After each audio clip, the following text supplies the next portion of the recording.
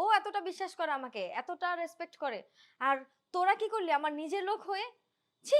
আমি বিশ্বাস করতে পারছি না। আমি আমার নিজের চোখকে বিশ্বাস করতে পারছি না যে আমি কি দেখলাম। আমার বিশ্বাস ছিল আমার বোন, আমার স্বামী কখনো আমার সাথে বিশ্বাসঘাতকতা করবে না। কিন্তু আমি ভুল প্রমাণিত হলাম আজ তোদের কাছে। আপু আমাকে প্লিজ মাফ করে দে, এবার মতো আমাকে মাফ করে দে। আমি আর কখনো জীবনে এই ভুল করবো না। প্লিজ আপু আমাকে মাফ করে দে, লাস্ট বারের মতো আমাকে একটা সুযোগ দে প্লিজ আপু, প্লিজ। তুই তোর এই মুখ বন্ধ রাখ। তোর এই মুখে আমাকে আপু বলে ডাকবি না।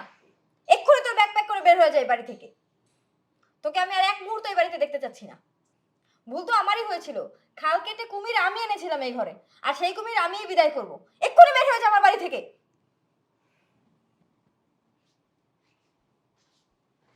আর তুমি তুমি কি করলে আমার সাথে? আমি তো ভালোবেসে তোমাকে বিয়ে করেছিলাম। আমি তোমাকে বিশ্বাস করতাম। আর তুমিও আমার সাথে চিট করলে। তারপর আমার বোনের সাথে মিলে। ছি! নাহিদা প্লিজ আমার মাফ করে দাও এবারের মতো। আমি আর ভুল করবো না। প্লিজ আমার এইবারের মতো মাফ করে দাও। তোমাকে মাফ করব?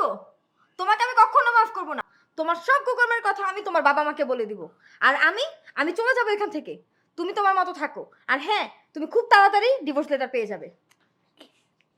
নাহিদা, নাহিদা।